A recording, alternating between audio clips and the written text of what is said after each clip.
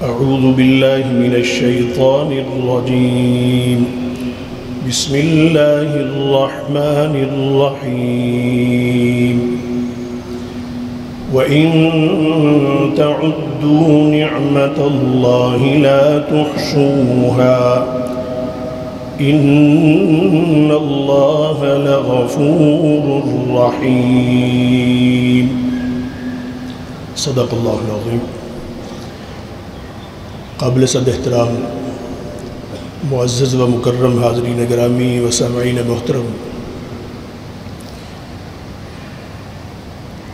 11 اگست 2023 ہے. یہ اگست کا مہینہ پوری پاکستانی قوم کے لیے بڑا مبارک مہینہ ہے اور خوشی کا مہینہ ہے. 1947 14 اگست کو یہ عظیم مملکت وجود میں آئی، جس کی مناسبت سے ہم ہر سال 14 اگست کو یوم آزادی مناتے ہیں. اللہ جل شانہ یہاں کے رہنے والوں کے لیے اس مملکت کو مبارک فرمائے، اور اللہ تعالیٰ اس کے عظیم مقصد کے مطابق یہاں وہ نظام قائم کرنے کی توفیق نصیب فرمائے جس کے لیے یہ مملکت خداداد حاصل کی گئی.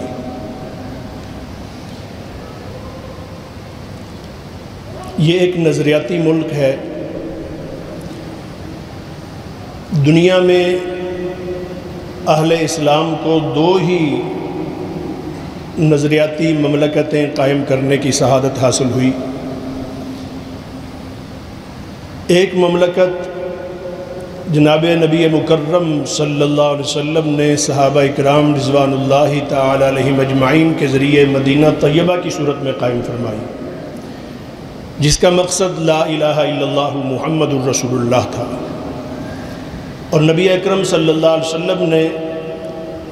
مدینہ طیبہ میں وہ پورا دین قائم فرمایا جو نبی مکرم صلی اللہ علیہ وسلم کو انسانیت کے لیے عطا فرمایا گیا تھا. انفرادی تعلیم و تربیت اور اصلاح کا کام مکہ مکرمہ میں ہوا. وہاں اجتماعی اس نظام کے قیام کے سلسلے میں جو مشکلات اور رکاوٹیں تھیں، تو ان رکاوٹوں کو دور کرنے کی اپنے طور پر جو بھی کوشش کی گئی تو اس کے مقابلے میں ظلم بڑھتا گیا. آخر نبی اکرم صلی اللہ علیہ وسلم نے ہجرت فرمائی. مدینہ طیبہ کی زرخیز زمین، وہاں کے باشندوں نے نبی مکرم صلی اللہ علیہ وسلم کا اور صحابہ اکرام کا استقبال کیا. وہاں پر پھر اس نظام کو قائم کیا گیا جو اللہ جل شانہ کی طرف سے پوری انسانیت کے لیے دیا گیا ہے، جس میں ایک انسان کو وہ مقام حاصل ہوتا ہے جس مقام اور جس عظمت اور جس عزت کے لیے انسان کو اس دنیا کے اندر بھیجا گیا ہے. 1,24,000 انبیاء کرام علیہم الصلوات والسلام نے اس کے لیے اپنے اپنے دور میں لوگوں کو دعوت بھی دی اور مختلف ادوار میں مختلف خطوں میں اس نظام کو قائم بھی فرمایا. لیکن نبی اکرم صلی اللہ علیہ وسلم کی خصوصیت یہ ہے کہ آپ صلی اللہ علیہ وسلم اللہ جل شانہ کے آخری نبی ہونے کی حیثیت سے تمام انبیاء کے بعد تشریف لائے، اور ہمیشہ ہمیشہ کے لیے نبی اکرم صلی اللہ علیہ وسلم کو اللہ جل شانہ نے پیغمبر مقرر فرمایا، اور ختم المرتبت اور ختم المرسلین کا مقام نبی اکرم صلی اللہ علیہ وسلم کو عطا فرمایا، اور پورا دین آپ صلی اللہ علیہ وسلم کو عطا فرمایا گیا. اور نبی پاک صلی اللہ علیہ وسلم نے اس دین کے تمام گوشے انسانیت کو سکھا دیے اور قائم فرما دیے، اور پورا ایک نظام بنا کر ایک ماڈل دنیا کے سامنے رکھا جس کے اندر وہ ساری خصوصیات تھیں جو ایک انسانی معاشرے میں ہونی چاہیے، جس میں انسان کی عزت، وقار، امن و سکون، راحت، مال و جان کی عزت، اس کے رزق اور روزی کا انتظام، باہمی تعلقات اور رویے، وہ اعلیٰ اخلاق، اعلیٰ اقدار جو انسانیت کی ضرورت ہیں اور پہلے مختلف خطوں میں انہیں حاصل ہوتی رہیں، اور اب مدینہ طیبہ کے ذریعے پوری دنیا کے اندر اس نظام کو قائم کرنے کے لیے نبی اکرم صلی اللہ علیہ وسلم سے فرمایا گیا هو الذی ارسل رسولہ بالہدی ودین الحق لیظہرہ علی الدین کلہ، کہ یہ جو دین دیا گیا ہے اس کو اب پورے دنیا کے نظاموں کے اندر اس کو بالادستی کے لیے نبی اکرم صلی اللہ علیہ وسلم کی بعثت ہوئی ہے۔ اسی سلسلے کو پھر خلفائے راشدین نے پھیلایا، اور یہ سلسلہ چلتے ہوئے آدھی دنیا تک پہنچا۔ اب اس کے بعد سے پھر امت میں مختلف ادوار میں اس دین کو مختلف علاقوں میں قائم کیا گیا، لیکن باقاعدہ جو ایک مملکت وجود میں آئی ایک ایسے عرصے میں جب کہ خلافت اسلامیہ ختم ہو چکی تھی، اور یہاں خود بر صغیر میں 200 سال سے انگریز کا ایسا تسلط تھا کہ جس سے اس نے اس پورے خطے کے وسائل کو قبضے میں لے لیا، یہاں کے لوگوں کو اپنا نظام، اپنا کلچر اور اپنے تسلط میں ان کے اپنا جو تشخص تھا اس کو ختم کر دیا گیا، اور ان کو اسی طریقے سے ٹکڑوں میں بانٹ دیا کہ جس طریقے سے ایک ظالم حکمران یا ظالم نظام انسانیت کو مختلف فرقوں میں بانٹ کر، مختلف تقسیموں میں بانٹ کر وہ ان پر اپنا تسلط کرتا ہے۔ لیکن اللہ جل شانہ رحمتیں فرمائے کہ ہمارے وہ قائدین جن کو اللہ جل شانہ نے یہ توفیق نصیب فرمائی، اور انہوں نے جد و جہد کی، اور ایک طویل جد و جہد کی، اور ایک نظریے کے تحت یہ وطن حاصل کیا کہ ظلم و ستم جو بڑھتا جا رہا ہے، جو گمراہی بڑھتی جا رہی ہے، ہر طرف فساد بڑھتا جا رہا ہے، تو اس فساد کو ختم کرنے کے لیے اور انسانیت کو حقیقی وہ معاشرہ بنانے کے لیے اور وہ نظام دینے کے لیے جو رسول اللہ صلی اللہ علیہ وسلم کا دیا ہوا نظام ہے، اس کے لیے علامہ اقبال رحمہ اللہ تعالیٰ علیہ کا وہ دیا ہوا وہ تصور تھا کہ جس میں یہ پورا پاکستان، شرق و غرب جو آج بنگلہ دیش ہے وہ بھی، اور اسی طریقے سے یہ پاکستان کا پورا جو وجود ہے، اس پورے کی طرف اشارہ کرتے ہوئے کہا گیا کہ یہ اکثریتی مسلمانوں کے علاقے ہیں،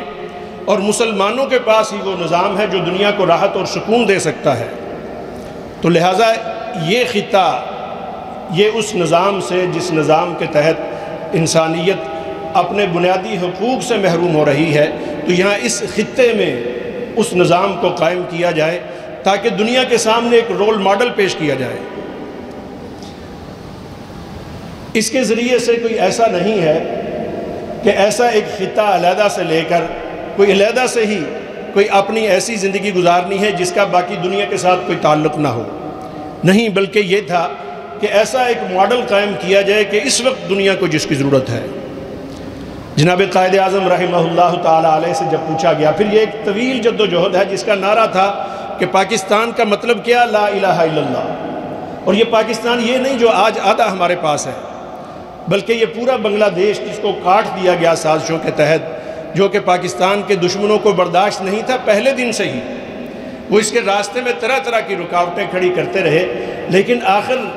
ہماری وہ کمزوریاں کہ جو ہم نے مملکت خداداد حاصل کر لینے کے بعد جو نظریہ تھا اس نظریے کو پہچانا نہیں ہے اور وفا نہیں کی، تو اس کا نتیجہ یہ نکلا کہ یہ دو ٹکڑوں میں تقسیم ہوا،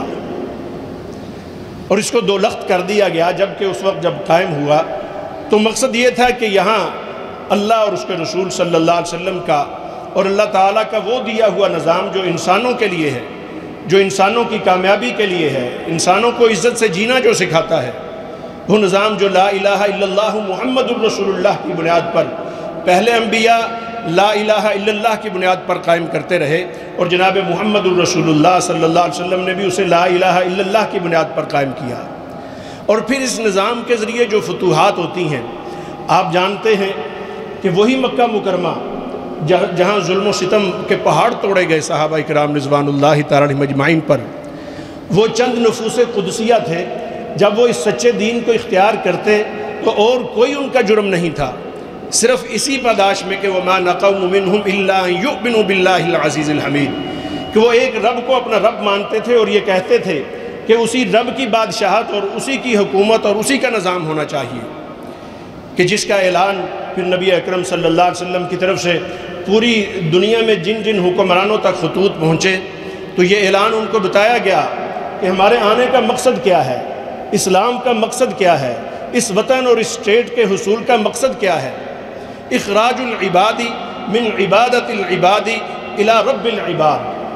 کہ لوگوں کی غلامی سے، انسانوں کی غلامی سے نکال کر انسانوں کے رب کی غلامی میں لے کر آنا۔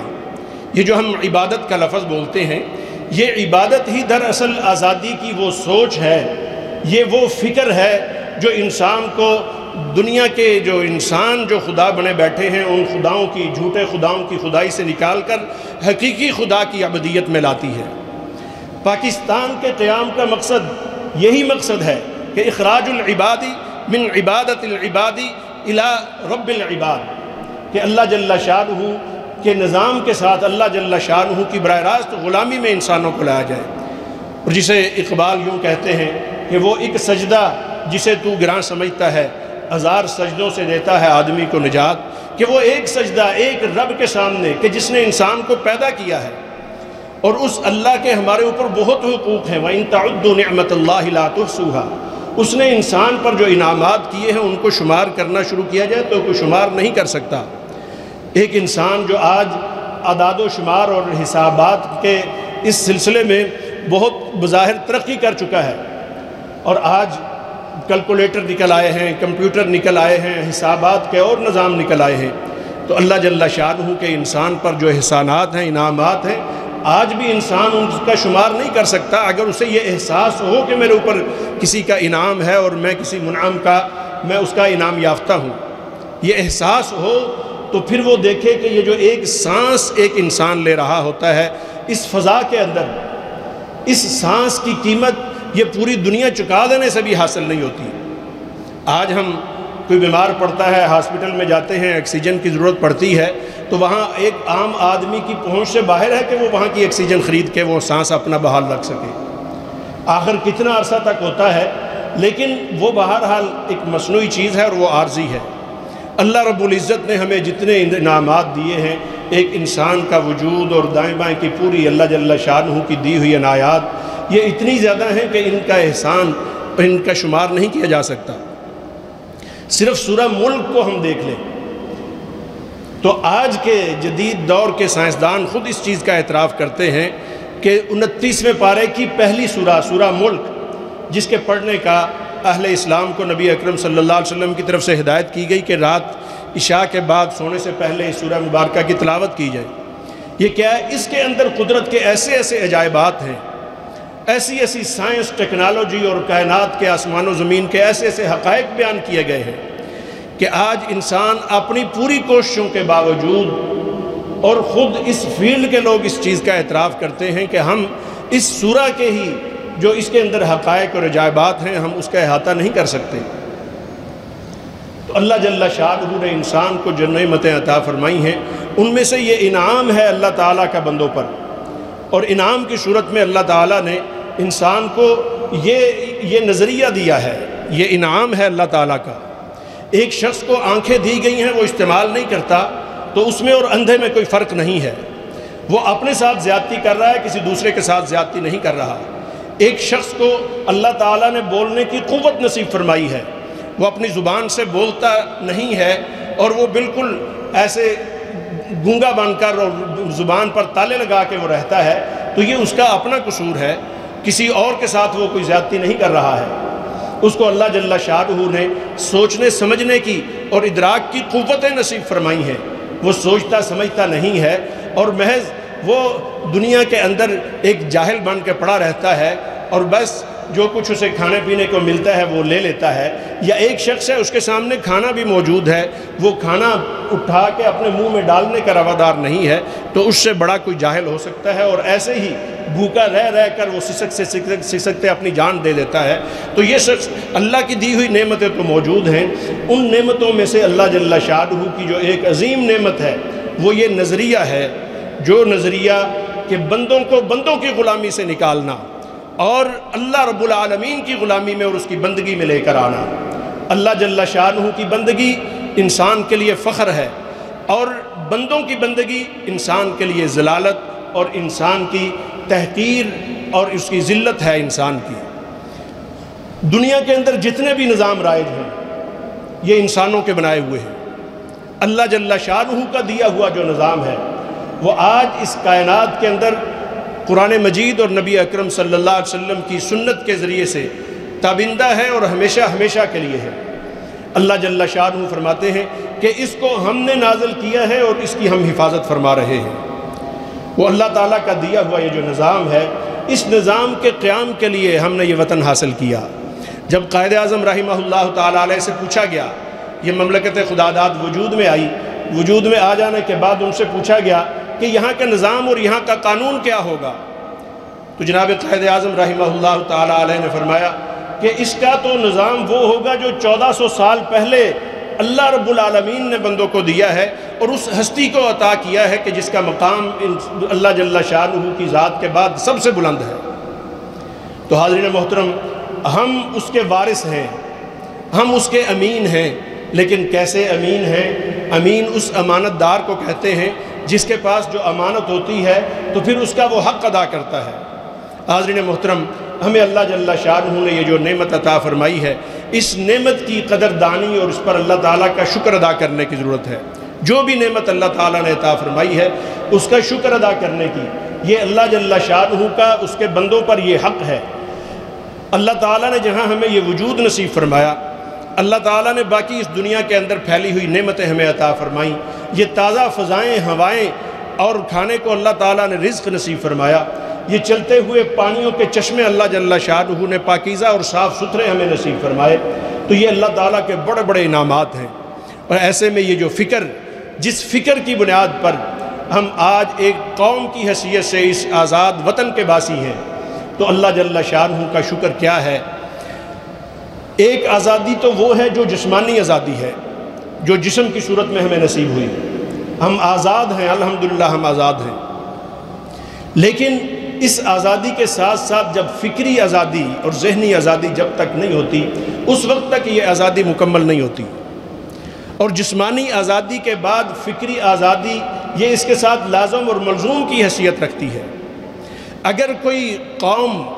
محض جسمانی آزادی حاصل کر لیتی ہے لیکن ذہنی طور پر وہ کسی دنیاوی اور انسانوں کے بنائے ہوئے نظام کے تحت یا خواہشات کے نظام کے تحت رہتی ہے، تو وہ وقت کا جو فرعون، اس وقت جس نے بنی اسرائیل کو غلام بنا لیا تھا، اس کے بارے میں اللہ رب العالمین قرآن مجید میں سورہ قصص میں ارشاد فرماتے ہیں، ان فرعون علا فی الارض وجعل اہلہا شیعا، کہ اس نے، فرعون نے دنیا کے اندر اپنے آپ کو، اس نے دنیا کے اندر سب سے طاقتور، انا ربکم الاعلی کہتا تھا، اس نے اپنے آپ کو دنیا کے اندر طاقتور تسلیم کروانا اور یہ دعویٰ کرنا شروع کیا، اور اپنی اس طاقت کو اس نے تسلیم کروانے کے لیے لوگوں کو ٹکڑے ٹکڑے کر دیا، کسی کو کسی قوم میں، کسی کو کسی سوچ کے تحت، کسی کو زبان کا جو ہے وہ لسانی تفریق میں، کسی کو قومی تفریق میں، کسی کو علاقائی تفریق میں، کسی کو رنگ و نسل کی تفریق میں۔ اور یہ وہ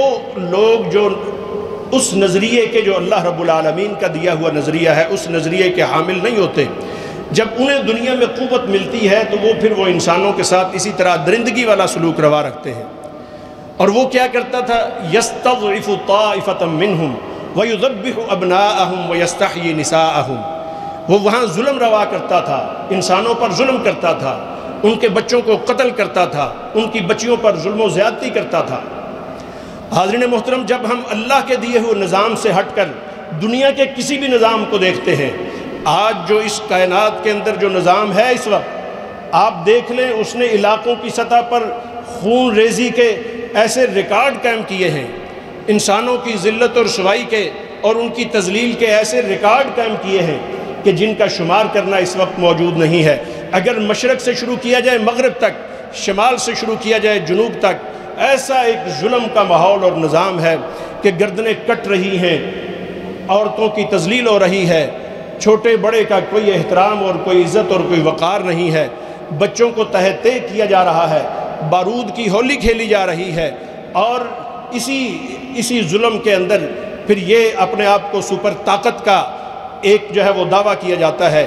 جبکہ اسلام جس سپر طاقت کی بات کرتا ہے، اسلام جس بالادستی کی بات کرتا ہے، الحمدللہ ہم نے یہ وطن اسی بالادستی کے لیے حاصل کیا ہے۔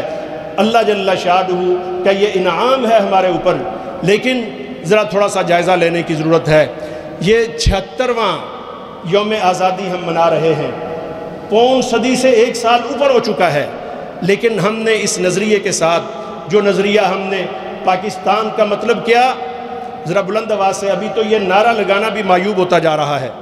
آج میڈیا پر طرح طرح کے پروگرامات کیے جاتے ہیں، لیکن اس نعرے کو دبانے کی کوشش کی جا رہی ہے۔ پاکستان کی نظریے کی دشمن قوتیں وہ پاکستان کے دستور اور آئین کو تبدیل کرنے کی کوشش کر رہی ہیں۔ وہ قوتیں جنہوں نے ہمارے ملک کو 2 لخت کیا، وہ اس کے مزید ٹکڑے کرنا چاہتی ہیں، لیکن اس سے پہلے انہیں اس کے نظریے کو اور اس کے دستور کو ختم کرنے کے لیے پوری پلاننگ کرنی ہے، اور وہ کر رہے ہیں۔ اس کے لیے پاکستانی پوری قوم کو ایک ہونا ہوگا، اسی نعرے کو پورے پاکستان کے اندر بلند کرنا ہوگا۔ ذرا باآواز بلند میرے ساتھ آپ یہ نعرہ لگائیے، پاکستان کا مطلب کیا؟ پاکستان کا مطلب کیا؟ اسی نعرے کی بنیاد پر یہ وطن حاصل کیا ہے، اور یہی ہے اللہ اور اس کے رسول کا نظام جو اس وقت پھر دستک دے رہا ہے اور بلاتا ہے ہمیں یہاں کے رہنے والوں کو کہ اگر اس ملک کی کامیابی چاہتے ہو، یہاں قوت چاہتے ہو، ایک قوم بن کر رہنا چاہتے ہو، دوسروں کو امن فراہم کرنا چاہتے ہو، دنیا کے سامنے ایک اچھا ماڈل بن کے رہنا چاہتے ہو، تو اس کے لیے پھر جناب محمد عربی صلی اللہ علیہ وسلم کا دیا ہوا نظام، ان کا دیا ہوا قانون، اس کو اپنانا ہوگا، اور جس پر ہمارے 6 لاکھ آباء و اجداد نے قربانیاں دی کہ یہ نیلم اور جہلم اور ستلج اور دوسرے دریا وہ ایسے ان کے اندر پانی بہہ رہے تھے کہ جیسے خون کی ندیاں بہتی ہیں، ان کے اندر سے پھر آج بارش ہوتی ہے تو گرے ہوئے درخت آتے ہیں، لیکن اس وقت گرے ہوئے درخت نہیں، اس وقت ہمارے آباء و اجداد کی لاشیں اس کے اندر تیرتی ہوئی آتی تھیں۔ آج 76 سال کے بعد ہم جائزہ لیتے ہیں تو ہم پہلے سے بھی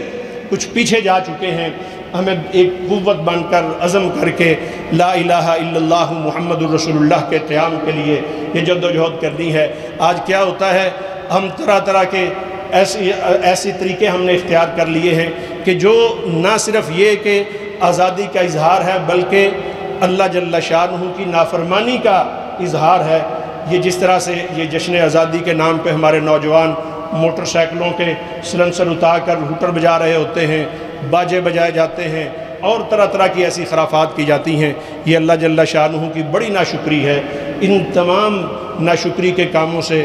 بچنے کی ضرورت ہے، اور اس کو پورے پاکستان کے اندر جہاں جہاں سے حضرات آئے ہوئے ہیں، اس آج کے اس جمعے کی اس آواز کو 14 اگست سے پہلے پورے ملک میں پھیلا دیجئے کہ ہم نے اللہ تعالیٰ کی ناشکری اور اس کی نافرمانی نہیں بلکہ اللہ جل شانہ کا شکر ادا کرنا ہے۔ نبی اکرم صلی اللہ علیہ وسلم مدینہ طیبہ میں جب تشریف لائے تو وہاں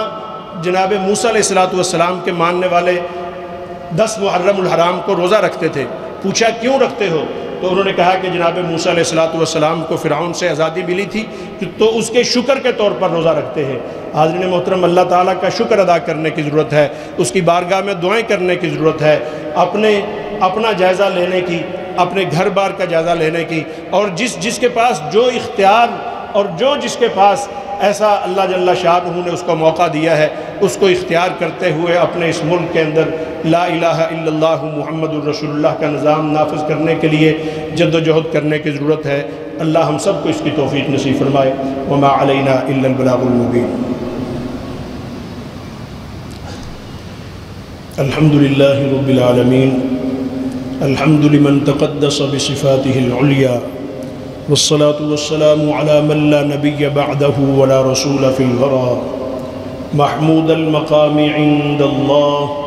أسوة عمدة كافة۔ الحمد لله رب العالمين، أنعم علينا بهذا الدين وألهمنا الإيمان به واليقين، وأنعم علينا بالصحة والمال والبنين، نحمده تعالى على نعمه بها، على شكره نستعين، ونعوذ بالله من شرور أنفسنا ومن سيئات أعمالنا من يهد الله فلا مضل له ومن يضلله فلا هادي له وأشهد أن لا إله إلا الله وحده لا شريك له الأول بلا ابتداء الدائم بلا انتهاء الظاهر الذي ليس فوقه شيء الباطن الذي ليس دونه شيء قبل الزمان والمكان كان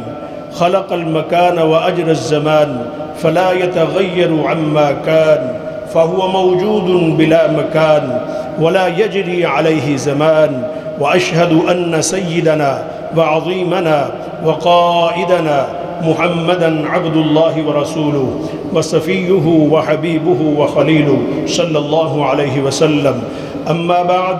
فإني أوصيكم بتقوى الله والثبات على دينه العظيم والعمل بمقتضى القرآن الكريم وسنة النبي عليه أفضل الصلوات والتسليمات. يقول الله تعالى في القرآن الكريم وإن تعدوا نعمة الله لا تحصوها إن الله لغفور رحيم. أيها الإخوة المسلمون، فالواجب علينا أن نشكر الله على ما أنعم به علينا من النعم والتي لا يحصيها أحد غيره. وهذه النعم عباد الله على قسمين ظاهرة وباطنة، كما قال الله تعالى وأسبغ عليكم نعمه ظاهرة وباطنة. وقد جاء عن بعض أهل العلم في تفسير هذه الآية أن النعم الظاهرة ما يرى بالأبصار في الناس من المال والجاه والجمال والتوفيق للطاعات، والباطنة ما يجد المرء في نفسه من العلم بالله وحسن اليقين وما يدفعه الله تعالى عن العبد من الآفات. فمن القسم الأول النعم الظاهرة نعمة الصحة والذرية والمال والجاه والأنهار والمطر والزرع والأنعام والماء البارد والبيت والبلد وغيرها الكثير. والواجب على المكلف شكر الله على النعم، وشكر الله إخوة الإيمان يكون بأن لا يستعمل نعم الله في معصية الله وأن لا يكفر به وبرسله. فمن أدى الشكر على هذا النحو فهو عبد شاكر لربه. وأما من شكر الله بلسانه 1000 مرة واستعمل نعمة الله في معصية الله فإنه لم يشكر ربه كما يجب. واعلموا أننا يوم القيامة مسؤولون. وقد جاء في الحديث أبي برزة الأسلمي أن رسول الله صلى الله عليه وسلم قال لا تزول قدم عبد يوم القيامة حتى يسأل عن عمره فيما أفناه وعن علمه فيما فعل وعن ماله من أين اكتسبه وفيما أنفقه وعن جسمه فيما أبلاه. رواه الترمذي. وعن أبي هريرة رضي الله عنه أن رسول الله صلى الله عليه وسلم قال أول ما يحاسب به العبد يوم القيامة أن يقال له ألم أصح جسمك وأروك من الماء البارد. رواه الحاكم في مستدرك وصححه. فحاسب نفسك أخي المسلم وانظر هل أديت شكر هذه النعم كما يجب. ومن النعم الباطنة إخوة الإيمان النعمة العظمى التي لا تساويها نعمة، وهي نعمة الإيمان بالله وما يتبعها من التسليم لله ومحبة الصالحين وحسن اليقين وتعظيم علم الدين ونحو ذلك. فالإيمان بالله ورسوله هو رأس مال المسلم، وهو أعظم وأعلى نعمة يعطاها الإنسان. فمن أعطي الدنيا ولم يعط الإيمان فكأنما ما أعطي شيئا، ومن أعطى الإيمان ولم يعط الدنيا فكأنما ما منع شيئا. فعن عبد الله بن مسعود رضي الله عنه أن رسول الله صلى الله عليه وسلم قال إن الله عز وجل يعطي الدنيا من يحب ومن لا يحب ولا يعطي الدنيا إلا لمن أحب. رواه أحمد في مسنده. أيها الإخوة المسلمون، وأما المسلم الذي لم يشكر الله على نعمه فمات وهو من أهل الكبائر فهو تحت مشيئة الله، إن شاء الله عذبه وإن شاء غفره. وأما من وفق لشكر الله على نعمه الظاهرة والباطنة بامتثال أمر الله تعالى فأدى الواجبات واجتنب المحرمات واستخدم نعم الله في طاعة ربه، فجزاؤه عند ربه النعيم المقيم الذي لا يفنى ولا يزول. قال الله تعالى: إن الذين آمنوا وعملوا الصالحات أولئك هم خير البرية، جزاؤهم عند ربهم جنات عدن تجري من تحتها الأنهار خالدين فيها أبدا، رضي الله عنهم ورضوا عنه، ذلك لمن خشي ربه. أقول قولي هذا واستغفر الله العظيم لي ولكم ولسائر المسلمين.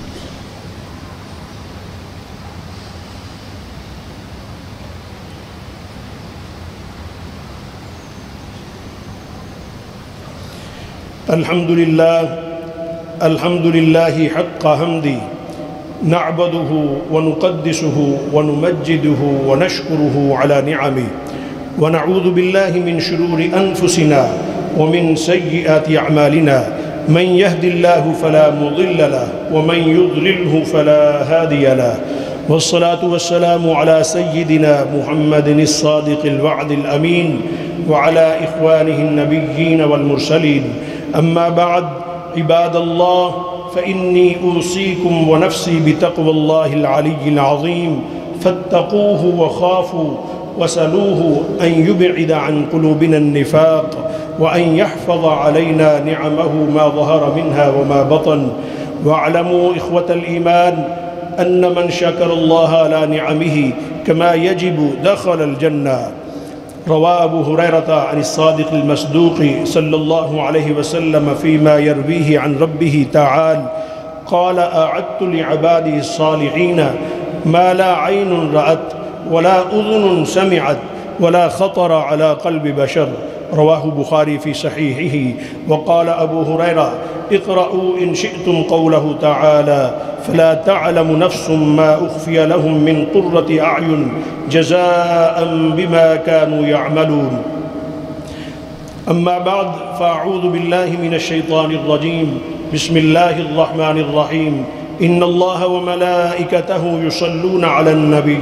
يا أيها الذين آمنوا صلوا عليه وسلموا تسليما. اللهم صل وسلم وبارك على سيدنا ومولانا محمد النبي الكريم وعلى آله وأصحابه وأهل بيته وأزواجه وذرياته أجمعين. اللهم ارض عن خلفاء الأربع أبي بكر وعمر وعثمان وعلي،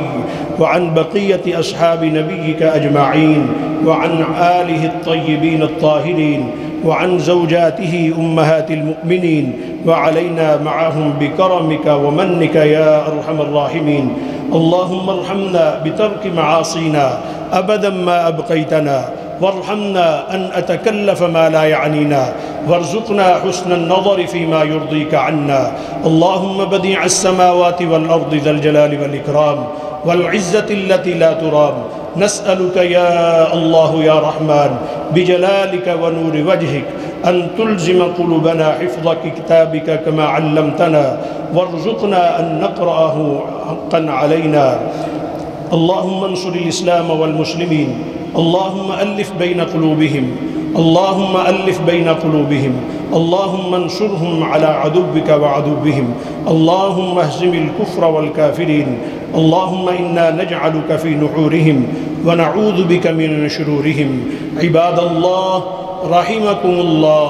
إن الله يأمر بالعدل والإحسان وإيتاء ذي القربى وينهى عن الفحشاء والمنكر والبغي، يعظكم لعلكم تذكرون. اذكروا الله تعالى، ولذكر الله تعالى أولى وأتم وأهم وأكبر، والله يعلم ما تصنعون.